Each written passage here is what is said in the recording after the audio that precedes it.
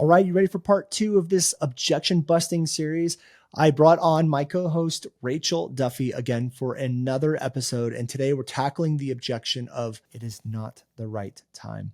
This was an amazing episode. We went really deep. In fact, we talked for an hour just on this objection alone because there's a lot of things going on inside of this objection. There's money-related issues. There's family-related issues. There's things like I'm in 2 programs right now or a program over here. There's so many different excuses or reasons why people would use the excuse or objection of it's not the right time. Even if they tell you yes, there's always going to be this objection no matter what you sell. So today we focus on tackling that, and I hope you enjoy. So if you're ready, keep on listening. Hi, I'm Brandon Lucero, and you're about to experience the new way to thrive in business, entrepreneurship, and life by leaning into who you are, what you love, and standing up for what you want to create. Get ready, because this is where we go against the grain, say no to outdated society norms, and we say yes to change in order to create a happier, more fulfilled world. Welcome to the New Generation Entrepreneur Podcast.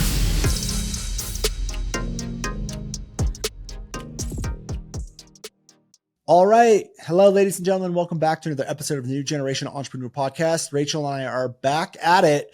Episode number 2 of our 4-part series talking about objections. So in episode number 1, we talked about what an objection is, why they come up, how to handle them. Some of them are surface level. Some of them are beneath the surface. And the next 3 episodes are going to be dedicated to how we handle specific objections. And this episode is all about how to overcome the objection of it is not the right time. So Rachel and I were chatting before the episode, and it's kind of funny because we both have similar but also different approaches to overcome this one, and they both work, which is awesome. So Rachel, welcome back to episode number 2, my co-host for the series. Glad you're here. So I totally interrupted you, but I'm still glad you're here, even if I interrupt you. I'm still glad to be here, even though you interrupt me. Well, where do you want to start with this one? So I think first we have to start with understanding and reminding ourselves that part of objection handling starts way before the objections come up, right? They start in what we call the discovery phase of the sales call. So I'm reminding everyone that we need to do a good job there in the discovery. Ask specific questions that we know are going to come up. And why I say that is because on every call, in every niche, in every program, there are some objections that are kind of like everybody gets the same objections to some degree. So this particular one we're talking about today, not the right time, it comes up for everyone in every niche, no matter what your program is, no matter what your offer is. At some point, you're going to get this objection. Yeah. So it's a good idea for you to build into your discovery questions around timing to help you later handle this particular objection when it comes up. Gotcha. So I don't remember on the intro call if we went over the framework of what a discovery is. Did we do that? I don't know. Okay, so let's do that. Even if we did, let's do it. So it's just a good reminder, even if we did cover it already.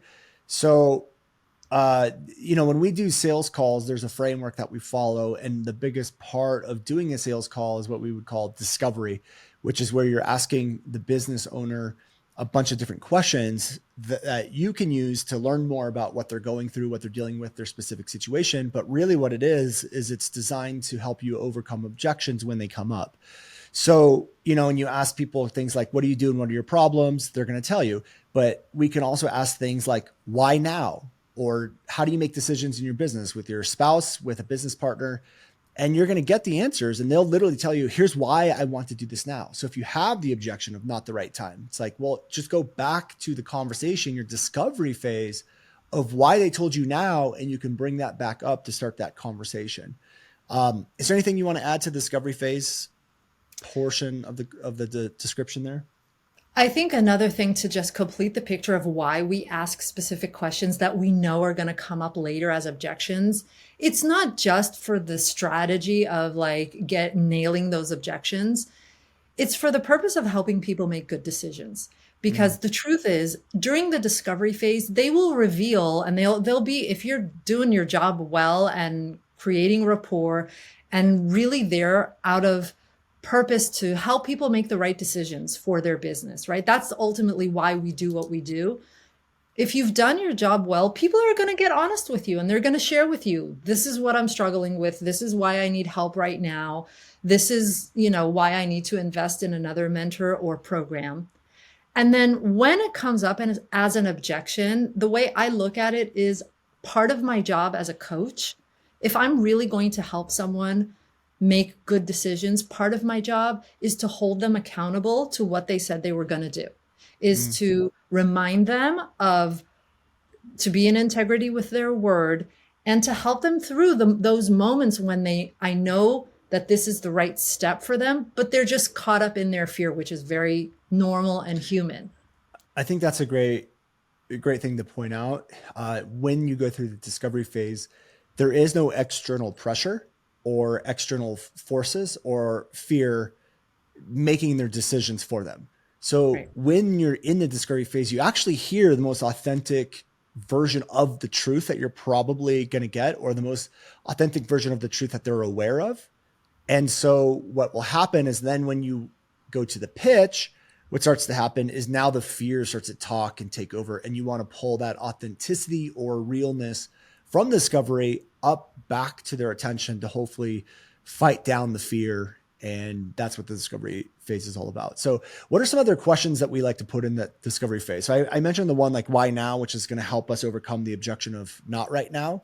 But what are some other good questions that you like asking in discovery phase? So I'm just curious, how do you ask that question, the timing question? Do you just ask them why now? Yeah. So I usually ask it in the middle of my discovery phase. So I usually start with like, well, what problems are you going through right now? And then, I'll usually ask why us, why me? There's a lot of messaging experts. And then I go to the why now. And I said, okay, that makes sense, but why now? Like, because you could do this in a year, you could do this in 2 months, you could do this. And I always frame it like positioning it that way. So I'm like, you could do it in 2 months, you could do it in a month, you could have done it 2 months ago. And then they'll tell me why they want to do it now. Yeah, And I do that's that usually too. how I ask it. I do that too. I ask why not 6 months ago and why not Right. 6 months from now? I give them 6 months on either end. And then they'll usually say, because 6 months ago, this is where I was and I wasn't ready and I was doing all these things. And 6 months from now, I just can't Yeah. keep doing the same thing. You know, it'd be really smart. So out of the calls that you've done, what's usually the time frame people tell you when they say not right now? They say not right now, but in what time frame is that usually for you? Between 2 and 6 months.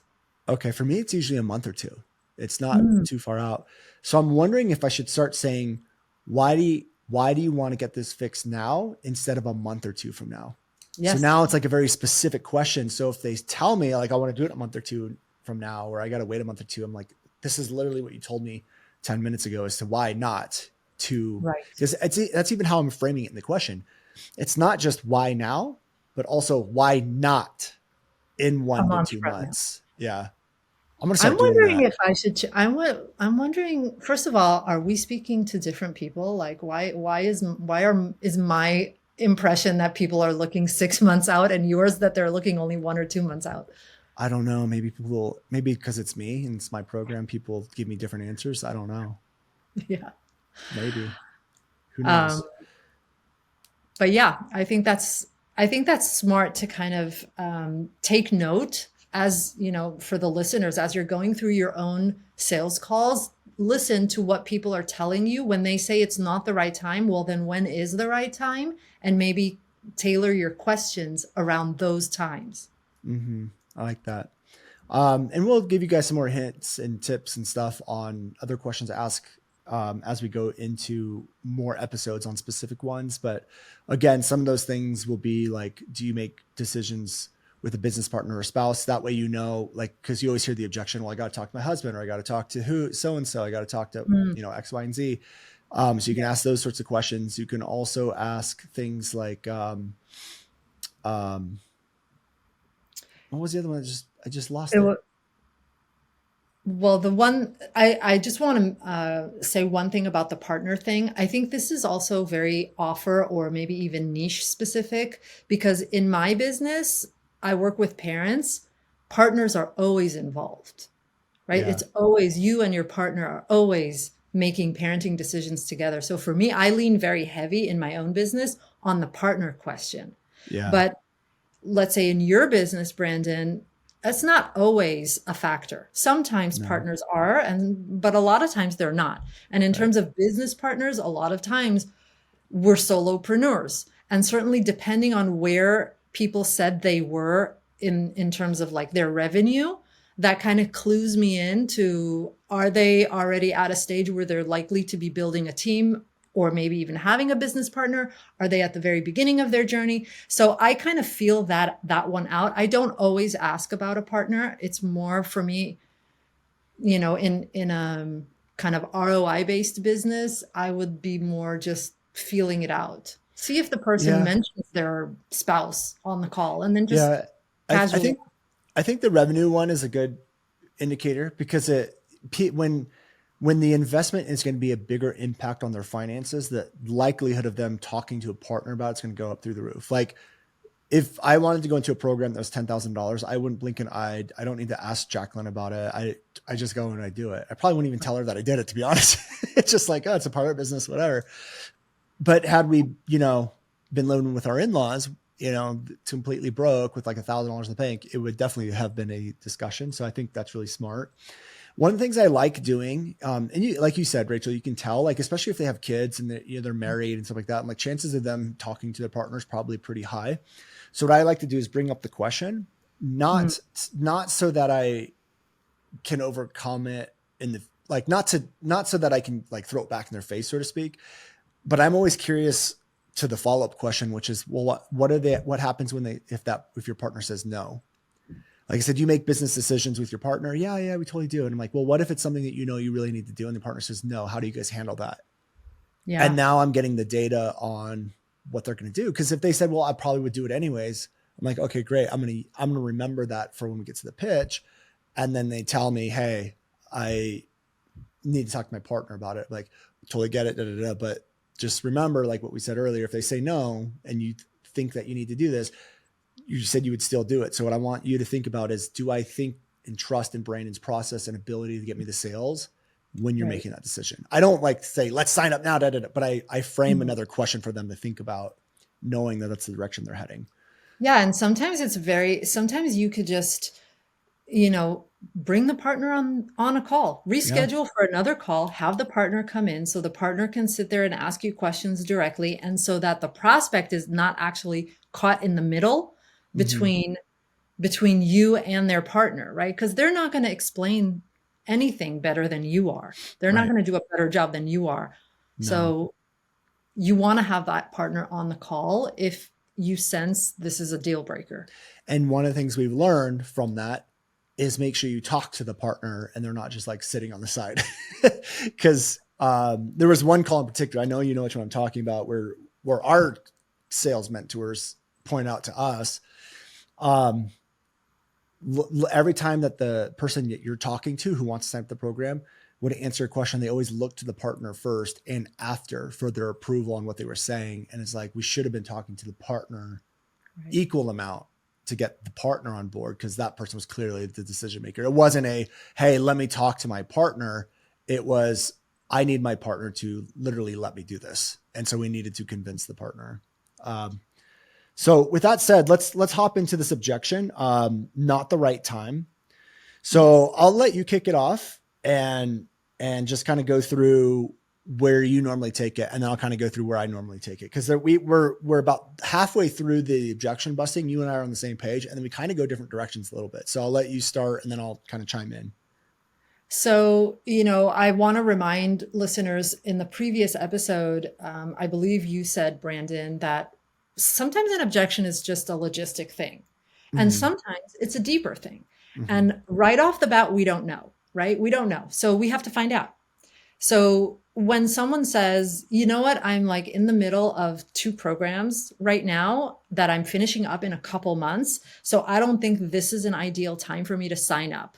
So technically speaking, there are solutions we could offer that would solve that problem, really, because it's only a couple of months. Maybe I could offer a 2-month extension. maybe I could offer payment plans starting in 2 months. Like I could figure out something creative to come up with in the moment that would solve that problem genuinely. Right. But the reason I bring that up is because that tells me, is this actually a smokescreen or is this just merely a logistics issue? Right. So you have to figure that out first. Yep. So for me, I agree with you. And I think the first step, I don't know if you mentioned it or not, but you always agree and validate, right? That's the first step. So whatever they do tell you is you agree and validate whatever they're saying. You meet them where they're at. And I would say that's step number one. I think what you're talking about is kind of like the second step now. It's like, okay, let's figure out if this is like surface level smoke screen, correct? Right. Yes, you're right. So when you say, and this is something I want people to understand about what validation is, I'm not agreeing with you that you can't sign up because you're into programs. I am communicating to you that I heard you and that I believe that that is your experience, right? So I believe that you think you cannot sign up because you're into programs right now. Yeah. But I've also made a mental note to myself. Oh, this person has a limiting belief that they can't be in two programs at the same time. Yeah. And what are some of the other time excuses that you get as well? Because being in two programs is one of them, and it's a pretty popular one. Another one that I hear is it's always a money thing. I can't do it right now because of money, or I can't do it right now because of programs. And what's really interesting is what I've realized is when people say the timing's not right, a lot of the times it's still a money issue. Mm-hmm. And so even though, it's all focused on time, that deeper issue is the money, which means back in discovery, we should be asking money related questions. Yes. So how do you handle big investments, or have you made bigger investments in the past? Have you been burned by big investments in the past? Like those are all great things to use. Because when you ask someone like, have you made a big investment in the past and has it burned, like not really did what it promised? Mm-hmm. Oh yeah, that totally has happened. Does that stop you from making those sort of decisions in the future? Like how has that affected your decision making?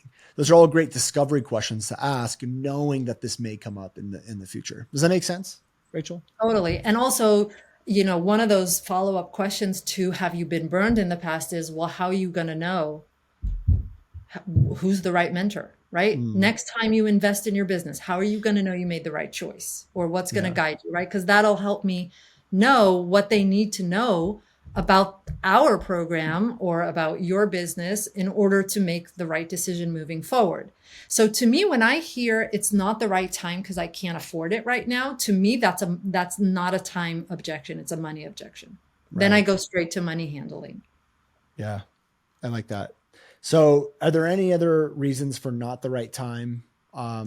We have money and we have two programs. We have, sometimes there's personal stuff happening, I'm moving, my kid's graduating, my kid's going to college. I don't know. There's like personal things happening in someone's life that prevent them from being able to like hit the ground running inside of a program. Okay. What else? We have money, two programs, personal reasons. Is there anything else that you can think of? Sometimes people will say, this is less frequent, but it does come up where people will say, my business right now is just, there's a lot going on. There's a lot going on in my business. So to me, when I hear that, what I hear is, okay, you don't understand yet the importance of this program. Why this program? I haven't done my job communicating the value of this program and why it's the first thing you should focus on. Yeah, like they don't see the program as the thing that's going to get their business out of that situation. They're like, once we're out of this situation, then I can do this. Exactly. And that's the way they handle it. Okay, cool. Okay, so you got two programs, money, personal, business. There's a lot going on in the business. Anything else that you can think of? I think those are the big ones. Yeah, I was going to say too, like the only thing I was going to add in there, which can go under personal, is just like family sort of things. Like, oh, my kids are out of school right now. I don't have the time to dedicate it to it. Because we work with 70% of our customers are female, and a lot of them are moms. And so we actually get that one a lot. Right. as well. So let's go through each one of these and we'll just kind of give some responses and ways to do it. Let's start with the 2 programs one. So like you said, let me give the the service level, logical, logistical sort of response that I give. Okay. So when someone tells me I don't have enough time to go through it right now, when they're in a program, like someone else's program, for example, they usually aren't looking to join another program right when they join that one. It's usually at the tail end of that program. Right. And so what I start to do is the logical answer there is I just say, why don't we do this? Just put in a deposit today and I'll give you 30 days. You can start the program. Then you can pay the remainder of the balance or start your payment plans in 30 days. And that means you essentially get 30 days for free inside the program. And that way you're not wasting your 6 months. You're not doing any of that stuff, which by the way, the program we're in, that's what they did to me. And so they were like, oh, you have a launch. Why don't we just give you 30 days for free? Then you get started now. And then we'll start your 3 months after your launch is done. I was like, okay, fine. Well, it worked. It works. So I signed up. So that's the first thing that I do. And that usually works pretty well. And then if someone's still pretty resistant to it, or they say, well, I paid for the program, or I don't want to do that. I don't want to waste my money. I've already paid in the program. My next thing is I'll say like, why are you not continuing with that program? What's going on in that program? And usually what starts to happen is they start to tell me what's wrong with that program. I didn't get enough support. I didn't get enough one-on-one. And then, so I get to use that as ammo for myself if my program does that, because we offer one-on-one inside our program. And that's usually the biggest thing. It's like, I didn't get the support I needed. Mm-hmm. And our program's really good with support, almost too much support. So I can use that to my advantage. And what I always tell them is, well, look, I understand that you want to finish out what you started and that you put money into that, but look, you're not getting support. Why would you continue to go back to a program that's clearly not getting you the results you want or not providing what you need for 2 more months before you finally get the thing that you do need? That, to me, that doesn't make any sense. Right. And I just see what they say. And usually what happens with those 2 things combined together, the person's like, okay, let's go. Like the 30 days, and you're totally right. It makes no sense to continue in that program. And I've done that before and it's worked. If they say, which I've never had, you asked me this before the podcast, what happens if they like the program? And I was like, I don't know. No one's ever said that. No one's ever said that to me. But usually what happens is I go to a money thing and I said, look, the price is X, Y, and Z. And we're talking about changing it, which we are. We're talking about increasing the price on our program. So it's not a lie. Obviously you want to be truthful and everything. But I'll say, I can't guarantee the price will be the same in 2 months, but if you at least want to put in your deposit, we give you that 30-day buffer period. You at least get this lower price because it sounds like you want to do this. It's just not the right time. And then I've never had to use that because no one's ever said they like the program they're currently in, but that's how I move them out of it personally. So I want to throw it to you. How do you handle the 2 programs objections? I'm in 2 programs at a single time. So I just use what you teach inside of NGM Plus and NGM and NGM Plus. Like I go back to the idea that people are in a limiting belief, and it's my job to shift them out of that. So what are the tools to shifting people out of a limiting belief? Well, it's sleight of mouth patterns. Right. So usually what I'll do on this specific one is I'll change the, what is it called? Frame of the world. Is that what that one is called? Where basically I'll say, okay, I understand you're in 2 programs at the same time, and you don't want to split your focus. It's going to be too much on your plate. But let me ask you this, what's more important, being in one program or having results? Hierarchy of criteria. I think that one Hierarchy of criteria. Thank you. Mm-hmm. And then people will say, well, obviously having results is more important. So really, when it comes to getting results, does it matter if you're enrolled in one program or 100? It doesn't matter. If you're getting the results, you're getting the results, and then you're good. And usually people will agree with that. And then I've shifted them out of, okay, so now we're not talking about the problem, quote unquote problem of I'm in another program. Now that's not the problem anymore. So now I'm going to take the temperature again. So now where are you at? And now I get to reveal, was that a smoke screen? or was that the actual objection? So if it was the actual objection, people will say, yeah, okay, you're right, move on. Then we can close. Right. But if they don't close, if they bring up another objection, then I know, okay, either I have not discovered what is actually going on here for this person, right? There's something underlying. If they keep coming at you with, you handle an objection, then another objection comes, then another objection comes, it tells me, okay, there's something that I have not quite brought up to the surface, brought up to their awareness, something that we haven't hashed out yet. Yeah. And then you go, I'm assuming you just start going beneath the surface at that point. Correct. So I will ask, so let's say, so usually the way this would go is, let's say you had the objection of, okay, I'm in 2 courses at the same time and I handled that objection. Right. And then you'll say, oh, but I can't afford it right now. And then I'll say something like, listen, you already told me that this is the right time, and I'll tell them what they said in the beginning. You already told me that you're in a position to invest in your business. We already clarified that what matters is not how many programs you're in, but rather how much you get results. Right. So what is really going on here? Mm. And then Rachel goes where Rachel loves to go, to the depths, to the deep stuff. I'm willing to bet that when Rachel gets off a sales call and it was all surface level logistical, there's a tear that is shed because by me. Yeah, by you. Cause you love to go to the depths, like right off the bat. For me, I'm like, I'll go there, but if we can just keep it surface level, like I'll just do that. It's so much easier on a sales call. It is At least easier. for me, it's easier. I think really, honestly, like the ultimate would be some combo of you and me. Like, cause I go too deep. Like I love to go too deep, but then at the same time, sometimes you do need to go deeper with someone. And I've had a lot of sales calls where I have gone deep with someone and it's closed, I mean, the proof is in the pudding. Like my close rate is really good because sometimes I uncover what's the true thing that is blocking them, and people appreciate that. And I say, okay, you want that kind of coaching inside the program, then we got to move forward. Right. Okay. That makes sense. Okay. So that's how we kind of overcome the not the right time when it's the 2 programs. When it's not right time for money, how do you handle that one? That to me, then in my head, I switch over to, okay, this is a money objection. It's not a time objection. Mm-hmm. So I put that in a completely different category. And then, and I think, we're probably going to do an episode devoted to the money objection because it's a big one. Yeah. Yeah. It is a big one. Okay. I'll just give a couple quick things because I have a couple of go-tos with the money stuff, and then we'll save the rest of it for that episode.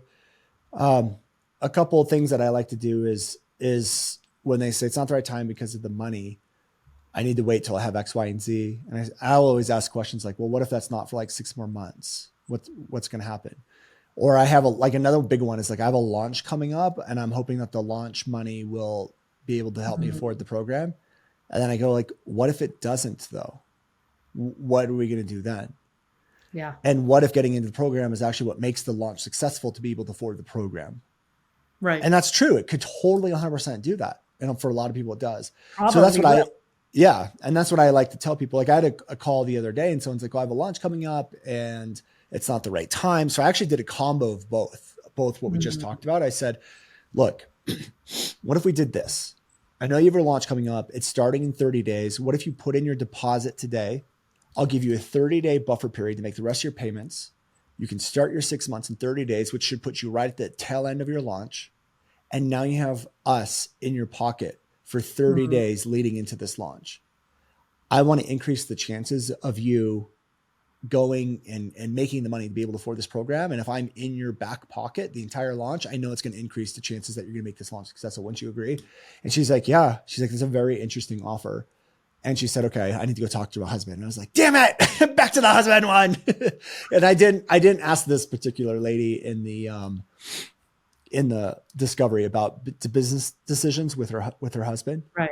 But I figure I overcame everything else. And I'm like, and I won't say what her profession is just in case she's listening to the podcast. She'll be like, oh, he's talking about me. But let's just say she has the same job you used to have, which means that she's very good in persuading people things. So I was confident in her ability to like accurately described to her husband why they needed the program. So Yeah.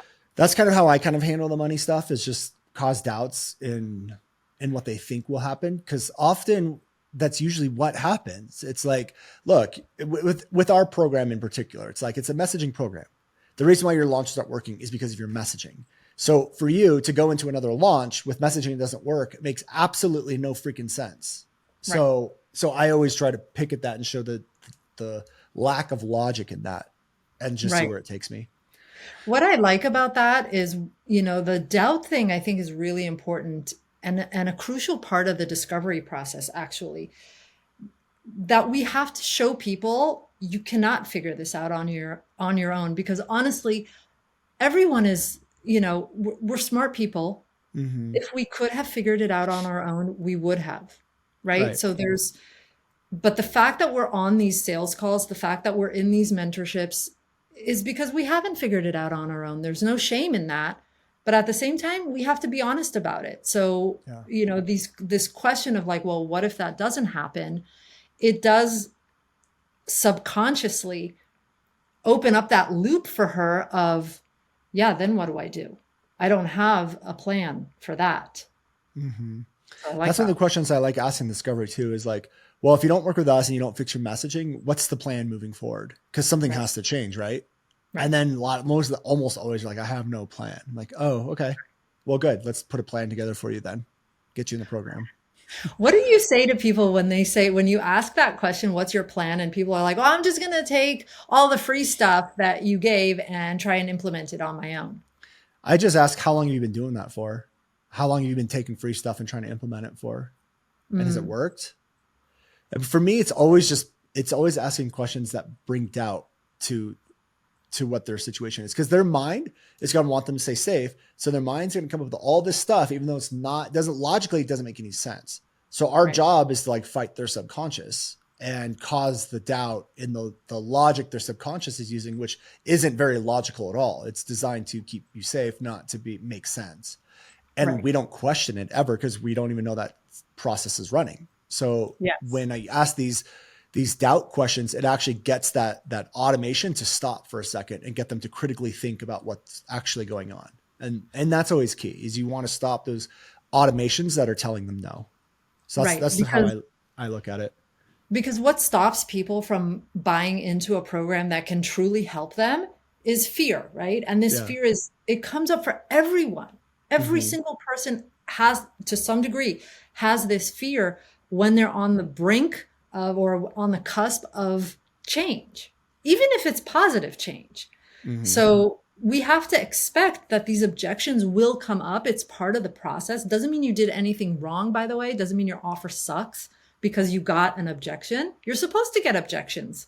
Right. And you're also supposed to help people be accountable to who they really want to be, right? Like, you can be the most fearful version of yourself and stay where you are, or you can activate your courage, right? Which means, yes, you're afraid and you're still doing it. Yeah. Doing it anyways. Yeah. That's the thing too, is like that's such a great point, is that you just have to understand is the point of overcoming an objection is not to remove their fear. It's to get them to make a decision with the fear still existing. It's to coexist with the fear, but get them to be okay with that and move forward.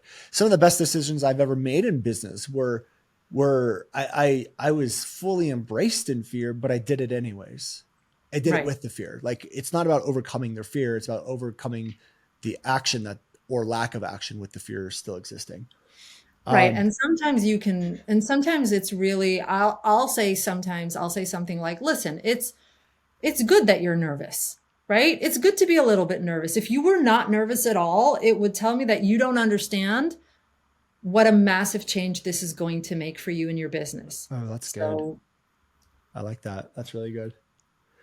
Okay. So let's go to the personal. If there's personal things that this is not the right time because I'm moving or this or that, what do you do? Like, I always go to like the 30-day buffer. Yes, I do. I don't have anything in my arsenal for this one.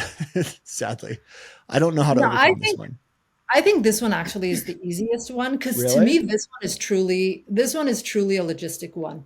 So like, when I have someone who's moving or, my kid is going off to college or whatever. And I'm like, okay, when is that happening? That's happening in 3 weeks.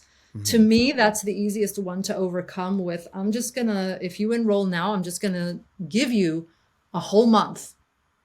I'm just gonna give you a whole month so you can take your time doing what you need to do, but it's not gonna stop your progress so Right. that you can, I've had this objection come up so many times. It's either my kid's going off to college or I'm going on vacation. That's also Right. another personal one that comes up. I'm going on vacation for 2 weeks, and people are afraid of getting into a program, especially when it's a timed program. Like ours is a 6-month program. So the clock begins at some point and it ends at some point. Mm-hmm. And people are afraid of not having the full 6 months. So when you give that extra 30-day buffer, it's like, here, there's an abundance of time for you to go through Mm. this program. I'll give you another month. So then it helps them relax into it. So to Yeah. me, this one is actually the easiest one. Interesting. So what happens if they still don't like, no, I'm just going to wait. I need to get through the summer. What do you do? Then I know it wasn't that. Okay. So what do you do? Then I have to dig deeper. Then there's some other fear that I have not addressed. Okay. Either they're not gung-ho about my process. Uh-huh. So either they don't believe that the process is what they need, or they don't believe that I can deliver it, or they don't believe in themselves. It's Okay. one of these three. This is underlying every objection. Okay. So where do you go? Like, let's pretend I'm the person. I'm like, oh, Rachel, I have vacation and this and that. And I just like, even with 30 days, I'm like, I just don't have the time for it. So just so I stay organized on my end, this time thing aside, do you feel like this process is exactly what you need in order to get you to $5 million in annual revenue by the end of this year? Yeah, I think so. And okay, so you told me that you think so, or on a scale of 1 to 10, like how sure are you? 8. You're an 8? What would make you a 9? Oh, that's good. So then you're asking me. Okay. If I had a reassurance that this would actually work for me, like a guarantee that this would work for me. So if I gave you a guarantee that if you did the work, this would work for you, you'd be in. Yeah. Okay, now I'm going to give you that guarantee. That's good. I like that. So I don't do that. I always get stuck here. So that was really good. That was a great like learning lesson for me. Cause I always just go straight to the like extra time in the program. And then and then what I do is if I can't get them after that, I always say, when will be a right time? And then they give me it. Then I say, okay, I'm going to follow up with you then. And I actually we'll put it on our calendars together. So we both know we're following up with each other. That's what I always do. But I need to start doing this because that was really good. So I've done that too sometimes. What I found, why I stopped, is because what I found is, so for me, the way I was thinking about it is, okay, let's set a time in a month to follow up. A month goes by, we follow up, and then turns out nothing's changed, right? Because that's the whole idea of saying, okay, well, so nothing's changed in the last 30 days. What do you think is going to change in the next 30 days? Also nothing. Right. But what I found is a lot of times people, that time does not help them move forward with a decision. I'm not saying it doesn't work. I've made it work. It has worked. You make it work all the time. But also I think for me, I think my close rate went up when I was not letting people off the hook. Not letting them off the hook because I was coming from the place of, listen, you're about to make a big mistake. I know I can help you. I know the problem you have. I know I can help you. And I have a good solution for you. In fact, I have a great solution for you. Not only that, it's a steal. Right. I personally, when I show up on a sales call, and it doesn't matter if I'm selling a $3,000 product or a $10,000 product or a $30,000 product, if I can truly stand in the conviction of what I'm giving you is a steal. This is the best money you will ever have spent in your life. I truly feel that. Right. I wouldn't sell something if I didn't feel that. That energy comes through. It comes Yeah. through in the way I show up. It comes through in the way I pitch. It comes through in the way I talk about problems. It just comes through without me having to say it. Yeah. That's good. That is very true. One of the people that we closed last week literally was like, I just really like your energy. The way I could just feel it. And they even asked me, like, is your whole team this way? Like, am I just connecting with you or am I going to connect with your whole team too? Or I'm going to get in there and hate your team. I was like, look, like they're a brand new entrepreneur. So I'm like being nice about it, but I'm like, look, let me explain how employees work. Like if you hold yourself and your company to a certain level or degree or vibration or energy, those people that don't match it don't exist inside your business for very long. They either quit or they get fired. So I was like, so of course they do, because that's where I hold myself and that's how I hold my team. And that's how our leadership holds themselves too. Otherwise they wouldn't be on my team. It's like, okay, makes sense. So it clearly does come through. Let's move on to the next one, which is like, I have a lot going on in the business. How do you overcome that? So this to me is a bigger problem because to me, this says that I have not conveyed why messaging is the top most urgent priority for this person right now. Yeah. Because everybody has a million things going on in their business, right? We have more than one problem at a time, right? Sorry to interrupt. This one's a priority issue. That's the thing. It's their priorities are out of whack. It's not a time issue. They think it is because they feel very busy. It is 100% a priority issue. Correct. So where do you go with it? So what I would do is I would say, okay, so I would ask, what do you think should take priority over messaging right now? So I want to find out where or what are you? Don't even ask what do you think is. What are you? Like, what are you prioritizing over messaging right now? Right. And just see where it goes. And is that actually going to bring you the result that you're looking for, which is to grow your revenue to whatever it is they told me? That's good. So let's say someone's like, well, I just have, like team issues. I'm in the middle of hiring and firing some people. I just had someone say that. Oh, really? I just had someone say that. Well, I need to delegate. Like, I just can't do it all. I can't find the right people to take over some of the tasks for me. Mm-hmm. And I said, well, what kind of tasks? And they were basically naming kind of VA type tasks. And I said, well, is that actually going to bring in the revenue for you? Yeah. And they were kind of stumped. Yeah. So like, let's say, and I love the key thing here that I love what you're doing is you're getting specific on exactly what's going on. And that's when you can start to overcome certain things. So let's say they said, I'm just so busy inside the business right now. I don't have the time to do this.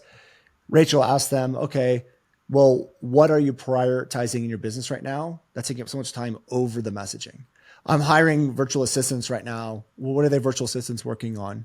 They're like going to help me start to craft content on social media. My social media. Right. And then a response could be, so you're spending in prioritizing time to hire virtual assistants who are posting crappy content that doesn't work over getting your messaging fixed. That's actually going to fix the content. I just want to make sure I understand that correctly. Right. And now it's like, oh, I guess that doesn't make any sense. Right. So there's a metaphor that I learned from James Wedmore that I used a lot. Who's that? Because it's really good. He's this guy on the internet. Oh, sounds weird. Wait, did you say Webmore or Wedmore? Can you imagine Webmore? Like web, like the internet more? Online guru? He should change his name. He should. I'm going to text him. Petition. Okay. Anyways. So what did this guy say? The genius metaphor is that's like trying to fill a bucket of water, not realizing there are holes at the bottom. Mm-hmm. It's all the water is going to come out. So when people tell me they're hiring other people to post on social media or to do all this stuff, but your messaging is still not dialed in. So how is that going to help you? So you're just going to spend time, money, energy posting more bad messaging. Right. And that's supposed to fix your revenue. Like it doesn't make sense. Do you use that on the sales call? Like you say, so what you're telling me is you're going to hire virtual assistants to post more content that doesn't work. Yes. And you're going to prioritize that over figuring out how to get your content and messaging to work. Do you realize that's like having a bucket with holes in it and you just keep adding more water because it's disappearing instead of actually plugging the holes? Is that how you frame it? Do you actually put that in there? I do. I like that. I do, because first of all, I'm a sucker for a good metaphor, and it's my Everyone favorite is. sleight of mouth. Well, it's my favorite sleight of mouth pattern. So Yeah. anytime I can stick a metaphor in, I will. Yeah, it's a good one. I like it. Okay, that's really good. I've actually picked up a couple things from you, Rachel. So I'm glad we're doing this. So now in the friendly competition between you and me on who has a higher close rate, I feel like I screwed myself now. You did. You just gave me. So Rachel and I made a bet at the beginning of this week. Whoever has the more closes wins a bottle of Stag's Leap from the other person. So I don't think any one of us has closed anyone this week yet. So it might be a tie. So if it's a tie, we both send each other a bottle of Stag's Leap. Love it. Yes. Okay. So, all right. Yeah, that one's really good. I've never done that.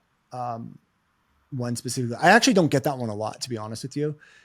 Mm-hmm. I don't know if it's just because it's me on the call and people are like, oh, it's Brandon, his program or whatever. Or maybe they think I'm going to call them out on these like stupid things that they're going to do. I don't know. But I do think people probably show up differently when they're on a sales call with you versus with me. I'm sure 100% they do. Yeah. So that leaky bucket thing is a great metaphor to use anytime someone is trying to just throw more money at a problem without actually fixing the problem. Right. Yeah. So this works also even with Facebook ads, right? When people say they're just going to put ads on, they're going to put ads out there in order to grow their audience. Well, okay, that's great, but you have to have good messaging first. Right. It just doesn't make sense otherwise. Right.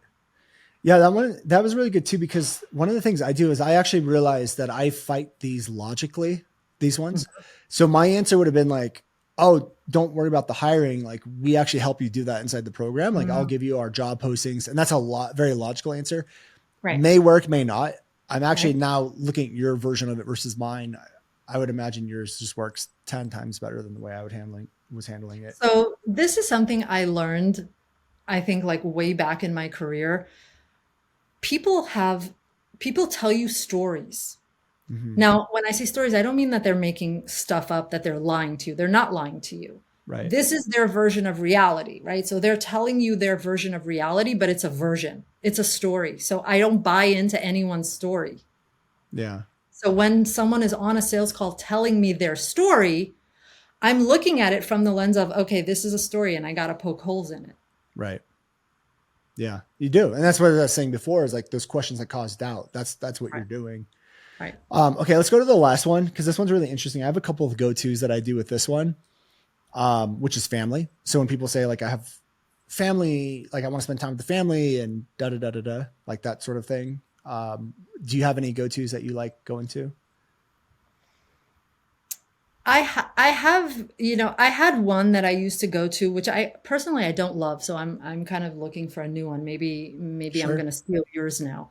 But what I used to say is that really dialing in your messaging and working with us in an accelerated way inside of our program is the thing that buys you time back that you can use in your family.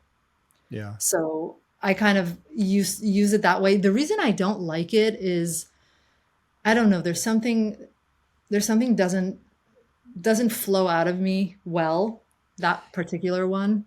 I think from my perspective, the reason why that one doesn't work with us, which it might work with someone else, is I don't think that's true, to be honest with you. I don't think our program allows people to buy back their time, at least not immediately. So like maybe, we could argue that like with messaging, you're going to drive more sales. And then with the money, you can like systemize.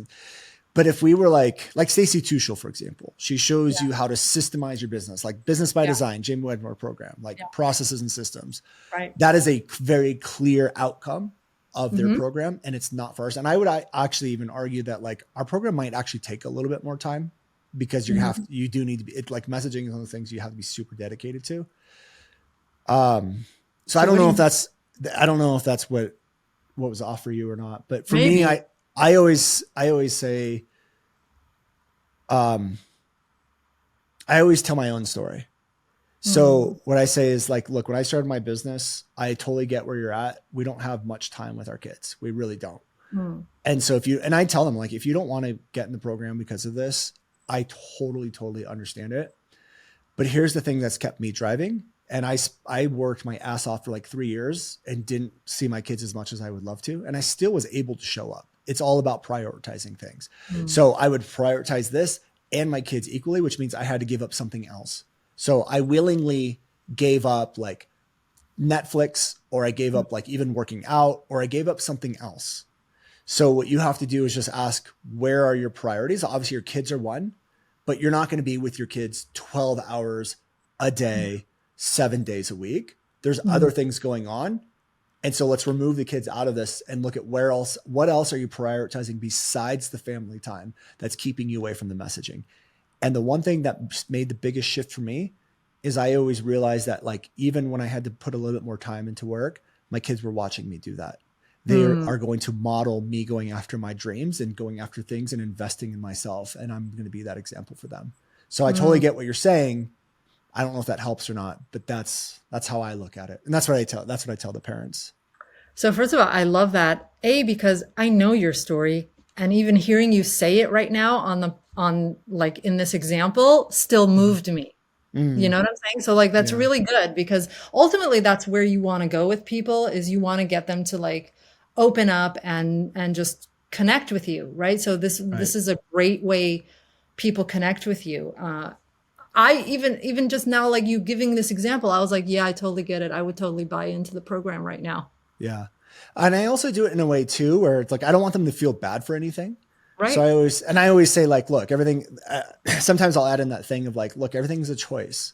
Right. And if you want to prioritize your kid, that's great. But there's other things you're doing in your life that you're prioritizing. And if that's what you choose, I'm behind you 100%. Yeah. But if this is the business and the message and all is really what you want, we have to shift some sort of priority somewhere at some point. Otherwise it's never going to happen. I love that. So I have used that, not your story, but my story. Yeah. That would be weird if I used your story on my sales calls. You could. Yeah. I mean, if I'm selling NGM, yeah, or NGM Plus, yeah. But when I'm selling my own programs, that would be weird. Right. Yeah. Look, one time there was this guy who he sells a messaging program. Who was $40,000 in debt in his in-laws basement. But so I have used that, and what I will say also, what I've kind of tie it back into logic a little bit, because at the end of the day, there are only so many levers we can pull in a business that will move the needle. And when it comes to prioritizing time, and you do have to be picky, and maybe you can't do all the things at the same time, right? So when it comes to prioritizing, what lever should I pull in my business at any given time? To me, messaging is always the first one, because not only does it like encompass a million things underneath the business that will actually generate revenue, it's really the only lever that can give you very fast results. If you nail it, it gives you very fast results. So it's not like this is a lever I can pull that will generate revenue in my business, but it might take 3 years, you know? Right. Like that. I was just jotting down some notes. Give me 1 second. Okay. I came up with something else while you were talking. You sparked an idea. You sparked an idea in me. The lever thing sparked an idea that I think I want to try. Because what levers are we going to pull? What are we going to give priority? What are we going to give our time? What are we going to give our focus is kind of where we were going with that. I realized that if you start to ask them questions like, well, I totally get the family thing. It's summer, kids are out. How much time do you want to spend with your kids? Like 4 hours a day, all day, every day, 7 days a week. They might say like at least a couple hours a day. And I go, okay, great. A couple hours a day. A couple hours a day leaves like 2 or 3 hours a day. That leaves like 6 hours that you're able to do something. What are you doing in those other 6 hours that's taking priority over the messaging? So it's still that same thing. But if you can get granular on how much time that they want to actually spend with their kids, now we can look at something else, which is what you do a lot on these other ones, is you move the conversation away from the kids. So it's like, okay, great. I can make sure that you have those 3 hours a day with your kids for the rest of the summer. Not a problem. What are we doing the other 6 hours that's causing you to not, that's taking up your time? Because that's the real issue. It's not the kids. I can promise you that. Right. So I think that's what I'm going to do next is like, how much time do you want to spend with your kids? And then if someone tells me just all day, every day, all summer, I'm like, okay, you know what? Go do that then. there's nothing else. That's fine. Then let's reschedule when school's back. Yeah. Yeah. But I would say like, I don't think I know any parent that spends every waking minute with their kid all summer, day in, day out. So there's going to be something there that's taking up their time besides the time with the kids. And honestly, like if you're a parent entrepreneur and right now it's summer and the kids are out of school, like I have this situation in my house. So the kids are home all day. Like, and my kids they're not into camp anymore because they kind of aged out of it a little. How old are they? So my daughter's 10 and my boys are 11. So they go sometimes, but they're not like, it's not like when they were, 5 and 6, you could send them all week, every week, the whole summer. Like it was like the camp was better than the school year. Right. But now they're home and I want to be with them, but at the same time I'm working. So I have to be really picky about what I do. And I have to say no to a lot of stuff, including Netflix, sadly. Including Netflix, I know. Love Netflix had to go. Everyone always uses like sitting on the couch and watching Netflix as like the epitome of laziness. Yeah. I will sit there sometimes at night for hours watching Netflix and I don't feel bad for an ounce. Like an ounce of I watch every single night in my bed. People are always like, you're not allowed, like the worst thing to do for your sleep hygiene is to watch screen and like you're not supposed to have a screen in your bedroom. I'd like to make a confession on the podcast. I have a giant screen in my bedroom. It's ginormous, like, I don't know, 75 inches. And I sit there and I watch TV every single night before I go to bed. I not in bed, but I sit on the couch. I fall asleep on the couch a lot at night. I'm like, all right, I'm gonna go to bed now. That's how I figure out my bedtime is when I start falling asleep on the couch. But I don't feel bad for a second. Like I look at some of these people that are like, you got to wake up at 4 a.m. and no TV. Like, no, I'm like, fuck you. Like what are you talking about? That's the worst life. I wake up at 4 a.m. every day. Like you won't be successful if you watch Netflix and don't wake up at 4 a.m. I'm like, well, here I am strolling out of bed at 9 a.m. every day and watching Netflix at night, doing just fine. So when I was a kid, I used to fall asleep in front of the TV. And I think I conditioned myself to fall asleep in front of the TV because when I turn on the TV, I make it through maybe like 5 minutes, 30 minutes if it's something really that grips me, and then I'm out. So I'm like, whatever, this works for me. I sleep 9 hours every night. So F you. I need to do that. I need to start sleeping 9 hours. I don't sleep. I don't get enough sleep. But the point is, I don't know how we got on this topic, but the point is do what you want. Yeah. But I will be clear about one thing. I am very disciplined usually during the day, but you're not a machine. You can't work for 20 hours a day, every day. Okay. So I think we covered pretty much everything. We went through the time issue, what the 4 quadrant or 5 things of content, I keep saying the 4 quadrants of content in my webinars I do every week. It's from the mastermind. It's like a pattern. So we went through the 5 things of overcoming the not the right time objection. So usually it's like, I'm in another program. There's like, I need more money. I need to wait. There's like personal things. The business has a lot going on in the business. There's family things. We kind of gave different ways to overcome. Now, your business as the listener might be a little bit different than ours. You might have different, not the right time issues other than those 5. Mm-hmm. So what I would say is, look at the concepts of what we were talking about today. Look at the questions that we were asking because they can be tweaked to fit the specific thing that comes up for you. Like these are, I would say, universal principles that we kind of went over that you can use, like asking questions to get on the specifics. When they bring up a time thing, get very specific on how much time are they going to spend on that? What is the requirement of that? Then look at how much time do they actually have left in the day? What are they prioritizing there over your thing? So you can start to look at these fundamentals and start to use them and weave them into your business. So with that being said, Rachel, is there anything else that you feel like we need to cover on this topic of not the right time that we have not covered today? No, but I do want to say, if you're listening to the podcast and you're one of our students inside of NGM or NGM Plus, go brush up on your sleight of mouth patterns, because it serves you in your messaging, and sales is part of your messaging.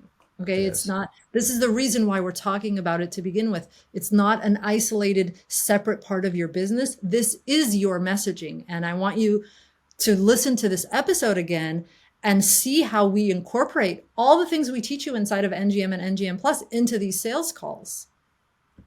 Yeah. And we also have sales call training in there. So the whole framework of how to structure a sales call, the discovery, all the questions we ask, how to make the pitch, which, by the way, there's 2 pieces to making the pitch. It's not just about telling them how many modules and videos you have. If you're doing that, I guarantee you're losing sales. Do not tell them about the modules. It has nothing to do with the modules or the videos or the downloads. In fact, I get people to say yes to our investment before they even know there's one-on-one calls. Like, they're like, I just love the process. I'm in. Yeah. I'm like, yeah, sign me up. And then the next question is like, but then they go, but wait, actually, how do we go through this phase? Like the process, what is it? Like, is it just a course? What is it? And they've already said yes to it. Then that $10,000 product. So there's a way to do that. Do you know what you're reminding me of? So like we talked about this before we hit record, that right now is like 3 years since I signed into BBD through your affiliate. Right. And I did not know anything about BBD. So you were the salesperson on my call. You closed me. So I didn't know the modules. I didn't know it was a course. I didn't know anything about BBD. I didn't even know what I was signing up for. Honestly, I had no clue. All I knew was I want this guy to teach me how to do whatever it is they're doing. Yeah. Well, and then here you are now teaching other people how to do it. It worked. That 3 years went by really, a lot has changed in 3 years, a lot of growth. I feel like it's only 3 years. I feel like in 3 years we've lived like 20.